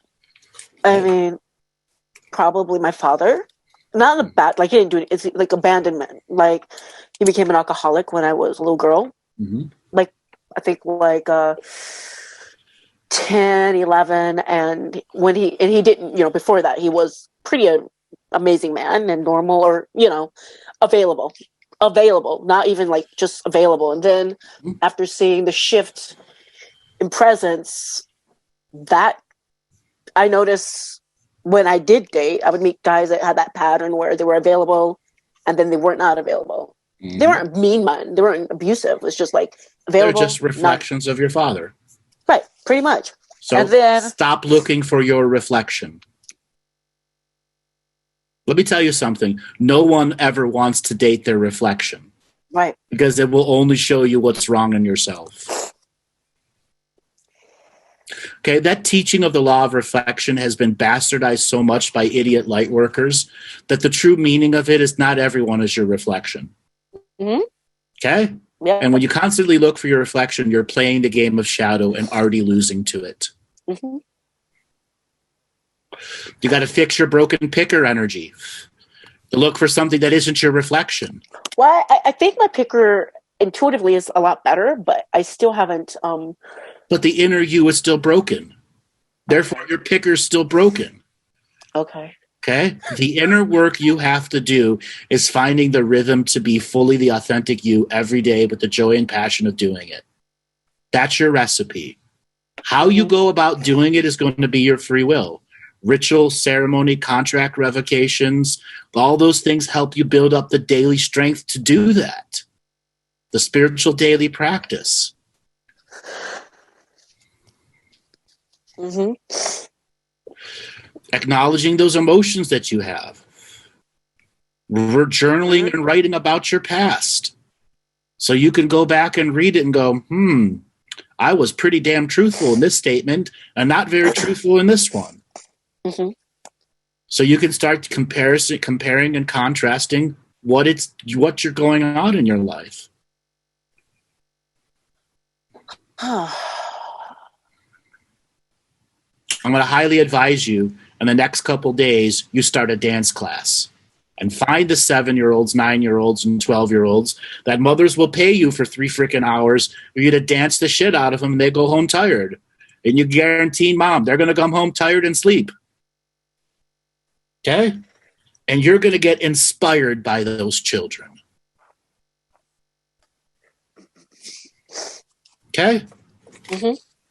Music will mean so much more to you because you're going to want to pre-plan what music am I play for the kids today. And your innocent and inner child will flow once again. And the greatest healing you can do to yourself is dance, bitch, dance. Okay? And then you're going to discover all the open doors you have around you.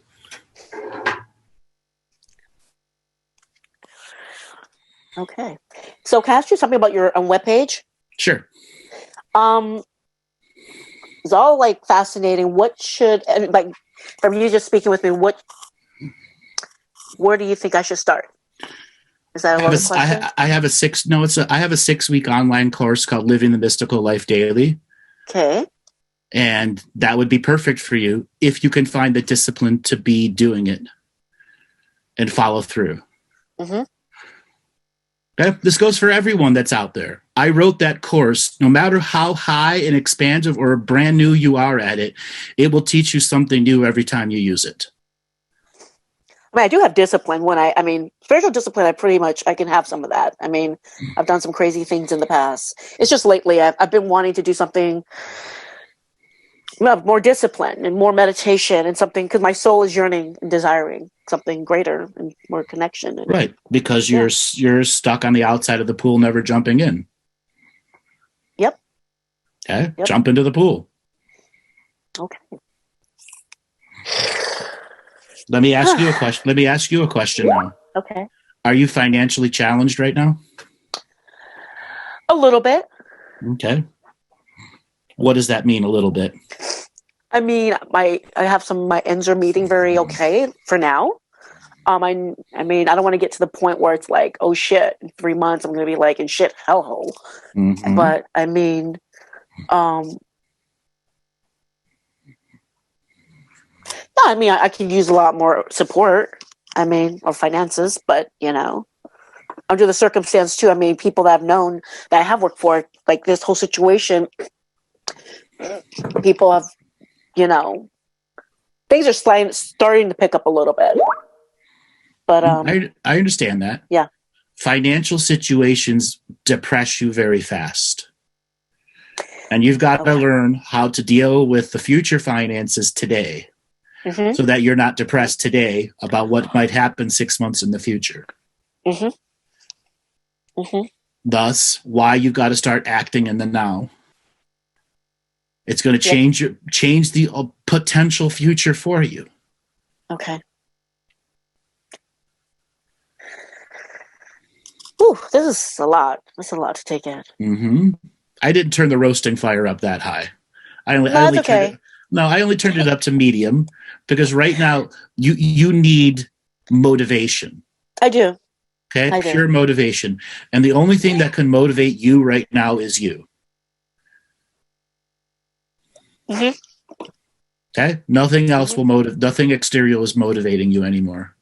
And when a person is stuck in a no exterior motivation anymore, that means you've reached a state of depression where you've lost sight of all the potential futures you could do.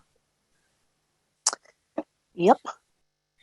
You've got to reinvest yourself into the potential futures that are you. Whew. I know. Okay. Yep. Okay. Start with that 6-week online course, Living the Mystical Life Daily. Okay. There's plenty of practices and techniques in there that will help you break the vicious cycle of non-inspiration that you're in.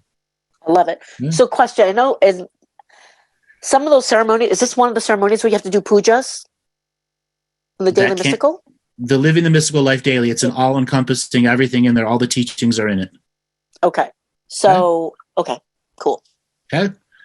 Yeah. Everything. It's a step by step by step, no matter how super advanced or basic you are. It's designed for everyone, and the teachings that are inside there are meant to be done in your own voice. That's why we give you printouts of all of them. There's well over 130 pages of printouts. Okay? Yep. Anything else, my friend? Anything else? Dance, bitch, dance. And I use the B word for a reason. I love it. Okay? I love it. Dance. I love it. And Put together a mini business plan of you can start $30 a kid, $25 a kid. That's a little extra cash in your pocket. $25 an hour for dance lessons, or give them a monthly budget so it's half mini nanny dance class. Okay? yeah. There's And there's all sorts of life lessons you can instill into the children too. Mm-hmm. Okay? True. Yep. One more question, since Sure. the buzzer didn't go off. For me, manifesting the love. You got to get out of it. You got to get out of the depression first. You got to stop being the faux you first. Okay. I like that. Okay. I'll take that. Okay. I appreciate And your time. The journey Go of ungiving up starts to loving yourself, to realize I have to ungive up and invest into myself. Okay. Okay. Well, I think the world of you. I can't thank you enough for letting me get on the phone with you on the Zoom. You're welcome. Thanks for calling in. Thanks for calling in. All right, Robert. Let's see. We've got a couple minutes left. Why don't we do one more caller? Anna Luisa. Anna Luisa, are you there? Going twice. Yes, I'm here. You made it. How you doing? Yay. Where I can't believe it. Yes. Where are you calling from? I'm from Rio de Janeiro, Brazil. Welcome to the show. What did you think of the callers today so far? Wow. Oh, it's mind blowing. Everybody, my God. Wow. We got some special callers today. Yes. I can relate to each person. I'm almost weak because it's so incredible. Mm-hmm. And the other, when you said what made you give up on yourself, that I can relate. I totally can relate. Mm-hmm. In 2018, I started a kind of spiritual path. My grandma taught me to pray, and all of a sudden, I was in that journey. But I had a terrible relationship with my family, my mom and daddy, terrible. And my mom, he occasionally appeared and then he disappeared. And all of a sudden, he died. I'm 61 years old now, and it was I was. As a virtual, I could have, and long story short, all of a sudden I started having fear of crossing streets, something that I always had a tiny little bit, and now I'm home, and I'm agoraphobic, and I'm having financial problems, and I'm kind of stuck. I've been doing revocation. I did the Divine Feminine and the Troll Energy for 3 months. Recorded one day the Divine Feminine. It's very powerful. Now I said no. I guess I guess I got it, and now I'm here. I did therapy for 20 years, and I'm doing therapy again. But I don't. It worked perfectly. Died 2014, and now I'm starting with a new one, but I don't think it's happening that much. So you find yourself in the tough place, right? Yes, yeah. So the spiritual practice can only carry you so far until you're ready to delve deeper into it. Now, you've only done the 2 revocations. There's 9 that are available out there for free. You got to start picking up the variety of other things because each one has their own set of teachings in it.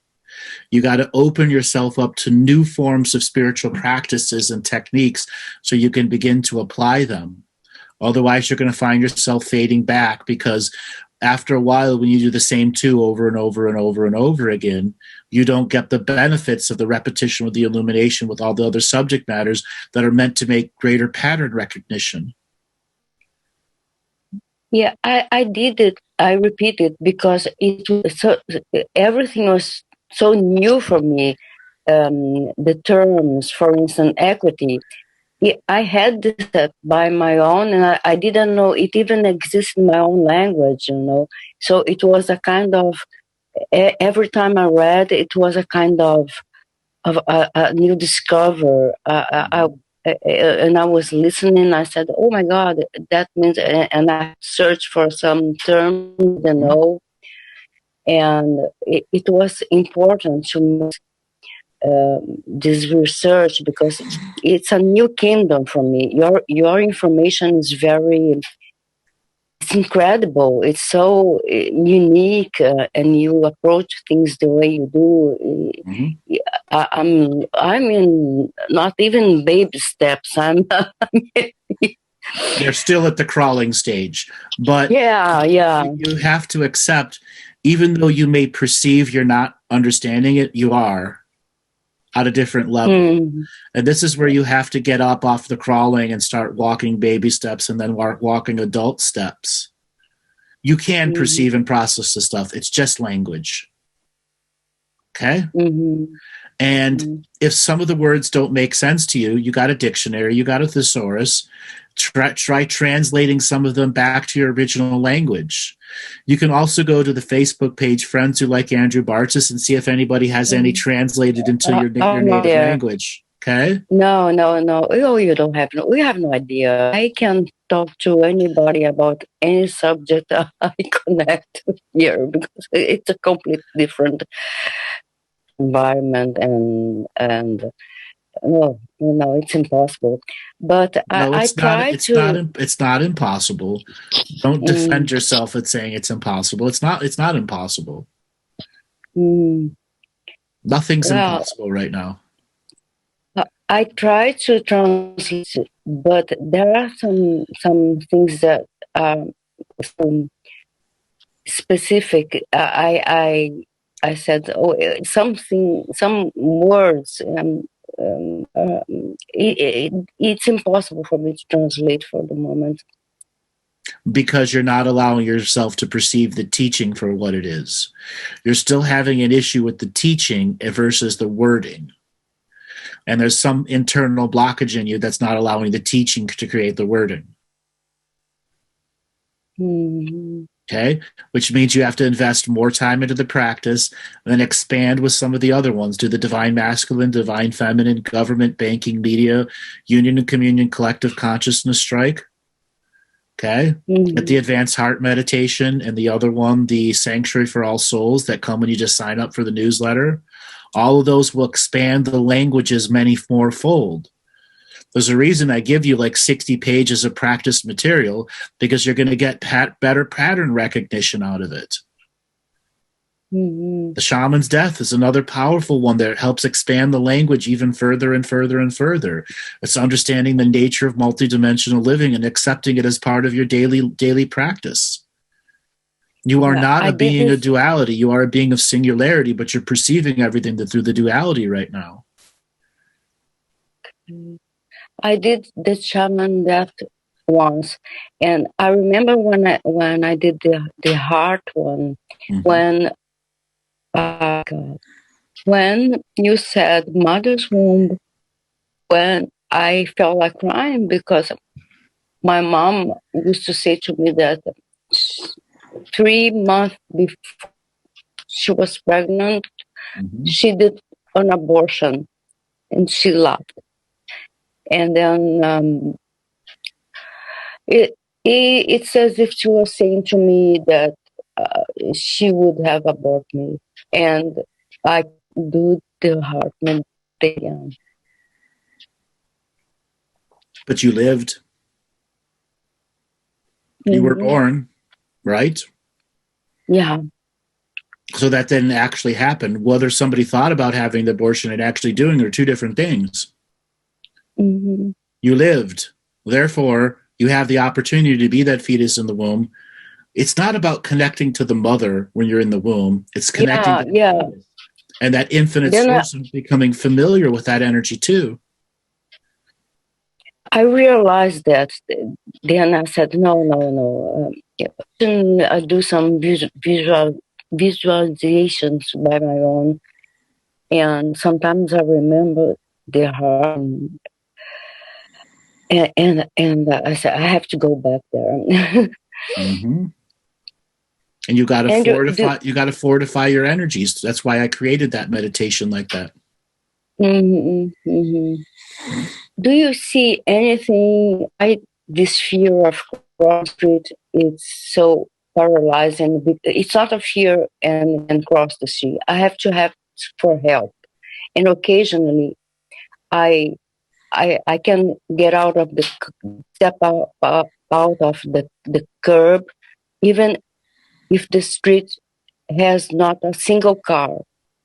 It's something very strange, and so this psychosis has advanced to a point where it owns your life. Mm-hmm. Mm-hmm. There is no simple way other than to face it head on. And when the body reaction of fear, anxiety, and revilement come up, that you face it head on and go, I do not have to be fear of crossing the road. People do it every day. I do not have to be afraid of going out and owning the authentic sovereign moment to be you as a part of this living, breathing being who's a part of this world. Mm-hmm. Unless you want to do medications and all that other stuff, which I don't think that's going to be good for you, you have to face the fear and realize fear is false evidence appearing real, FEAR. There's nothing real about that fear. And you've got to talk it out loud and go, no, I'm not afraid. I can step out the front door. I can step onto the curb. I can cross the road. I will not be hit by a car. I can look left and I can look right and I can wait for an open to cross the street. Name it to claim it. Take your power back from the fear. Okay. You and only you can do this. There is no spiritual guide or guardian, and no guru's going to come down and do it for you.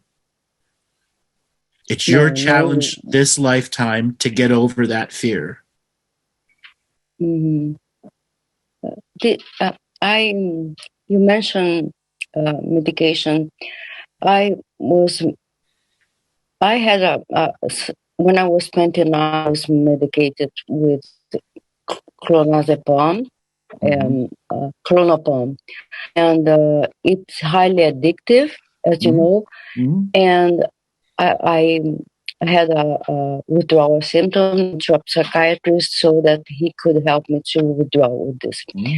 The thing is that I end up in the psychiatric kingdom, and I took all the drugs, and I end up addicted to an antidepressant, Clonazepam, and another drug. Get it out. Mm-hmm. I have been through the withdrawal process of an infection, almost killed myself with suicide ideation because of the withdrawal. Yeah, it's incredible. It's totally real, incredible. And so, I still have to take this thing. Jordan Peterson is having a terrible I don't know. The withdrawals from all of those psych meds are horrible for everyone. They're worse than the heroin withdrawals. Yeah. I started a blog and connected, and I learned a lot. But diet and exercise can help cut down 30 to 40% of the withdrawal symptoms.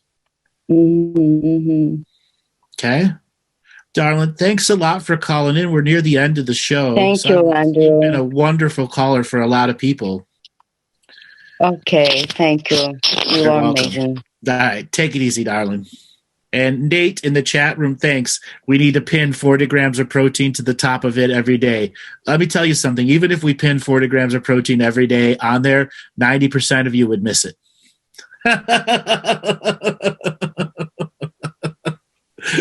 Robert, is Monty around? I think I saw him. Hello. Hello. How are you doing?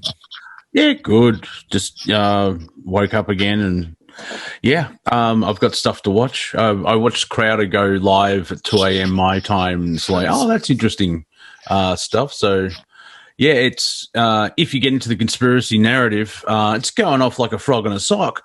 But spiritually, it's like, this time energy loop sucks. What did you think of today's callers? Really cool. What I find fascinating is if you don't actually get on to talk to you, there's a reason why everyone's here listening. And it could be if you're watching this 3 days from now, there's soul contracts or something, but you get what you get from it, if that makes it's very simple language. Yeah, it's awesome. But it's the learning and experience of like, oh, wow, it's in a way, that's why you have mythology and stories.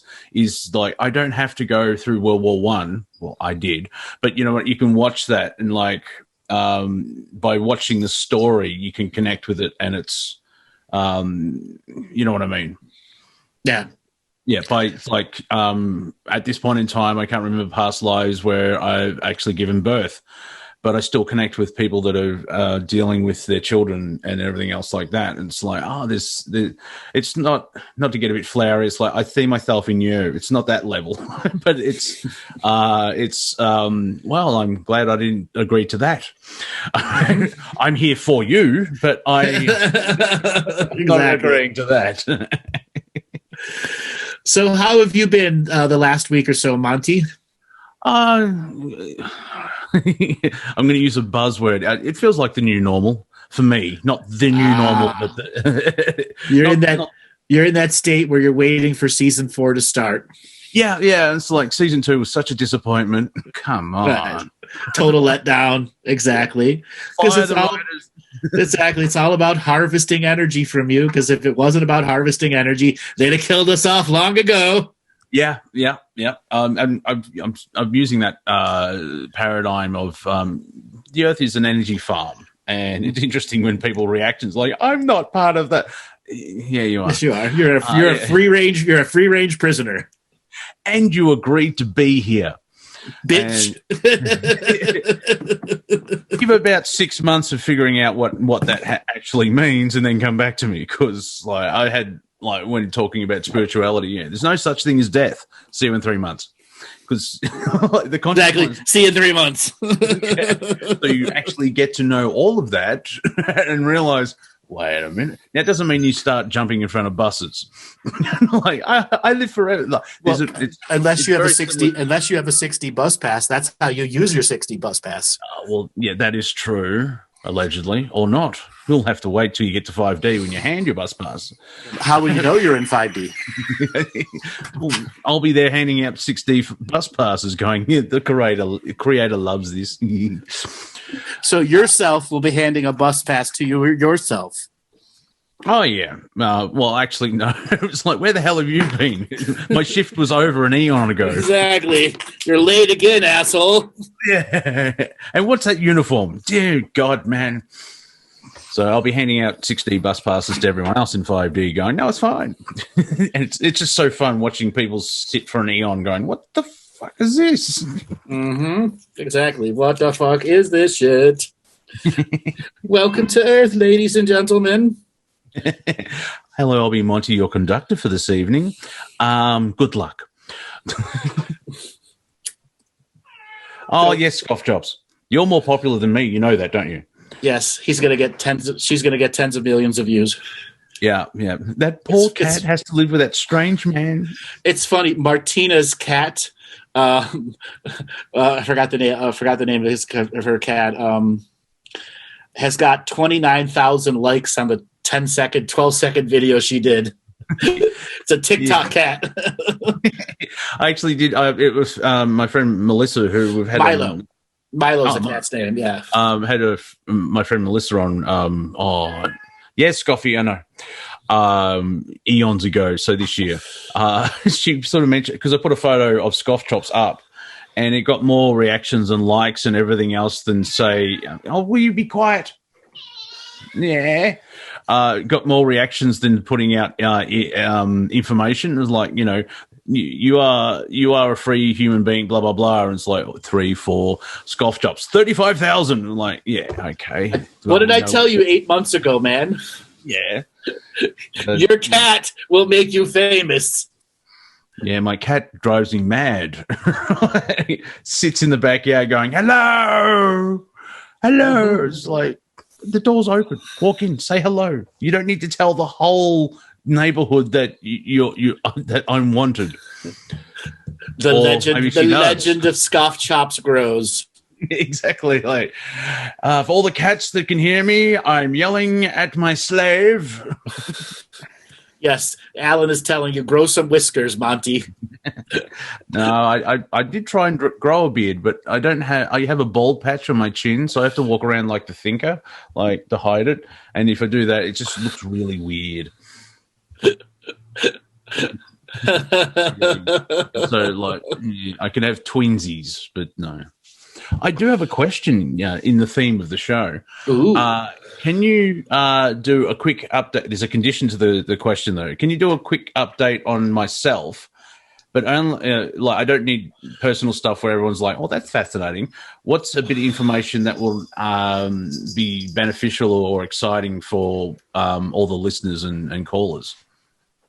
Let me process that a second.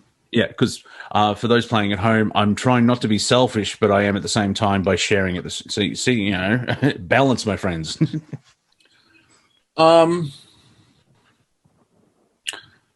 You already know you got to be public more in your physical life, and that the hermetism badge of honor you've been wearing has to be retired. Yeah. Okay. And retiring that badge of I'm a hermit it's been its own challenge for you. Obviously, lockdown made you had no choice. You went even deeper into hermitsy than you've ever had before. Well, that's the weird thing. It's like just before, like in March, before lockdown, like, you know what? I think I'll start dating again. Lockdown. I hate you, universe. Sometimes I really. I think that's the most important part for your journey this going forward, because you can't self-inspire yourself at home anymore. Not that your home's not a good home. It's just you've used up the hermit. You've got to go to the hermit version of AA and do the 12 steps, the 12 hermit steps. And maybe just creating that as the comedy journey of the 12 steps to no longer being a hermit will help you go out and stop being a hermit. But can you, I'm just amused by hermit AA. Do you know how hard it is to get that meeting started? Hi, there's no one here. But you still got to stand up in the stand, even if no one's there. It's just they let one person in at a time. Hello, my name's Monty. I'm a hermit. Yeah, we know. Get off. We could ask the audience right now, who of everyone would come to Monty's hermit recovery class? Okay, let's ask. Yes, a whole bunch of people saying. So, Monty, I want you to take stage and say, "Hi, I'm Monty, and I'm a hermit." Hello, I'm Monty Dean, President-elect Monty Dean. I'm a hermit, and I'm doing the 3-step program for hermits. One is to acknowledge you're a hermit. Second one is to leave the house. I can't remember the third one. What's the third step? The third step is meet somebody. Oh yeah. Talk to talk to another human being in your meeting. Yeah. Well, that's the thing. Remember, ladies and gentlemen, we are a multi-dimensional being. So if you're a hermit, you're denying the third dimension. You sort of actually have to go out in the physical world and go, hello. Mm-hmm. Okay. You've got to stop paying dues to the antisocial club. Well, yeah. Okay. That's your fourth step. No longer giving energy to being antisocial. It's quite funny where it's like working through all this. It's like, okay, I have to remember how to be social and talk to people and sort of not just observe as well the whole free will thing of, people arguing about the election.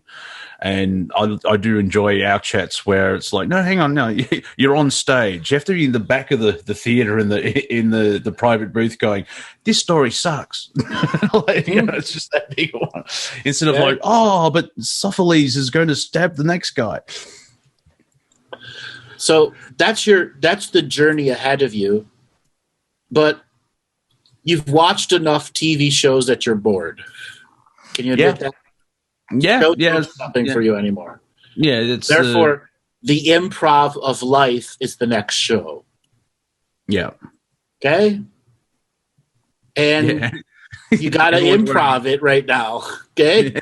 And everyone's wearing a mask, so you don't get. I like how they say the eye is the window to the soul. Yeah, if you get this frigging close, like across a room, you can't really, especially if you've got bad eyesight like mine. Okay. Yeah.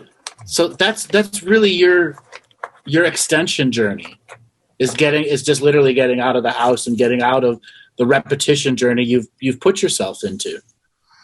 It's just isn't giving you the feel you want anymore. Yes, you may have noticed I like to perform, and I never noticed it once. You just drew it out of me, Andrew. This is the brilliance of you being a counsellor. I like to perform. And as you know from Scoff Chops, she's a very harsh critic. How about this? I'm gonna go back to licking my butt. Yeah, stupid human. Social commentary. Yeah. If we can go a bit conspiracy, they tried out the lockdown part 2 here in Melbourne, and it seemed to work. And so now all the other governments, even if it's not a conspiracy thing, the idiots in charge, because I do like how David Icke says, the world is ruled by psychopaths, but it's run by idiots. And so with the whole thing about COVID and like, we've got massive numbers. How many people died? Shut up. They saw the success of Melbourne through their lens and it's like, well, we'll do that too. And of course, the interesting thing about the United States, you've got this weird idea about freedom. Like you actually have most of it. Not 100% freedom, but it's an illusion. Yeah, it's a thinner illusion compared to everywhere else, like Australia. We're free down here, but we don't actually have like the First Amendment, free speech. We have like 26 laws about defamation, but free speech is implied. Yes. Compared to where in the United States it's like free speech, and that's fun. Because you didn't rebel from your queen. No. Like with your country, you had a revolution and became a country. Independence, like, Dad, fuck off. We're old enough now. Australia was more about Chapter 11 bankruptcy and getting rid of it. Basically, yeah. For those who aren't aware, Australia became a country because someone signed a piece of paper in a park. Right, because it was too expensive for them to run. Yeah. Okay, that's why. Yeah. Therefore, you became your own debtor society. Thus, why you have a constitution or a parliament the way that it is. The same thing with Canada. The same thing unfortunately, with India too. It's interesting where there's that separation of like, we're free, independent. Well, how come the Queen's our sovereign? Why don't we get an Australian? Oh, no. Tradition. It's like, well, how free are we if she's still the head of state? Oh, it's just ceremonial. Then let's get Hugh Jackman in. He lives here. He's awesome. You know what I mean? Okay. Yeah. And there we go, ladies and gentlemen. Free-range prisoners. Until we discard the prisoner ideology and say we are a multidimensional spirit who does not have to live the duality or the singularity simultaneously, we are all of them at once when we choose to. And that's kind of the way out as well, by changing. It's not, violent revolution kind of works, but then gets a bit dark. By doing the inside work and tapping into the awesomeness of creation, you change your frequency and expand your consciousness. And eventually you taint the loosh, or there's no loosh coming out of you. And so that's kind of the way of, I've stopped asking, how do we get out of this? Because he keeps repeating the same thing. It's like, all right, I get it. But it is that is basically the way of moving forward, is you change your inside and then it flows out, and you can still live in the system because, hide in the cracks type thing. Right. And of course, remember the owners of the planet, they still want to harvest all the negative energy. And so there won't be a World War III, but they'll try and create, there'll be that tension for World War III. How long's it been now? 70 years? If we use the Cuba missile crisis, we've been on the edge, and it's like, no wonder people have adrenal burnout.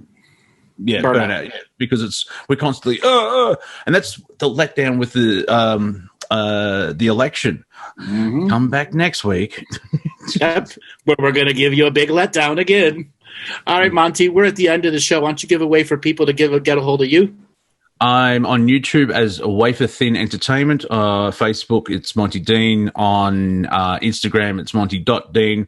On Twitter, at Real Monty Dean. And I've started a parlor as one as well, which I think is just Monty Dean. So just look up Monty Dean. And if you're on YouTube, subscribe. Even if you don't watch any of my videos, that's okay. But just subscribe. I need to get over 1,000 subs so I can start monetizing and having the battle with YouTube, because I said a wrong word. Yes. Everybody, you know who I am. You go to my website, andrewbartzis.com. For those of you that are interested, you can go to my store and look at all the different digital products I have there. Living the Mystical Life Daily is there for those who are ready to make the next jump into it. All right, Robert, take us away.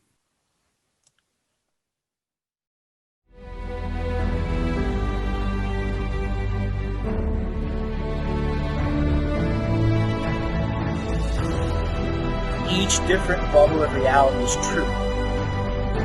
A galactic historian is a person that looks at all the lines of dramatic karma. Nudge, nudge. It's the Holy Grail. Improvise. Mysterious. It's counter psychic intelligence. Why is DNA farming of this star cluster so important? Because we do manifest our reality. We do create our reality.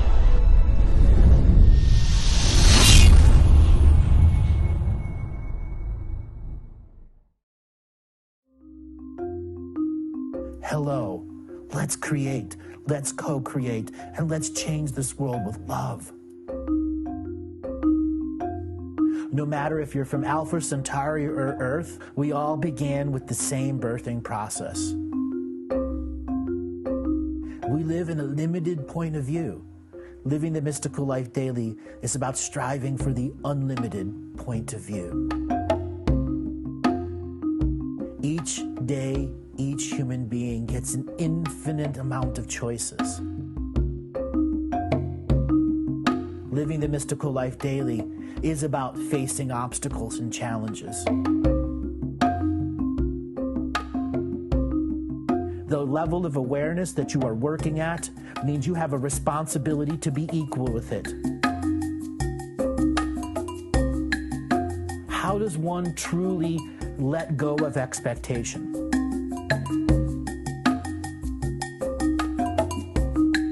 You can make the moment that you wake up to the moment you go to sleep sacred.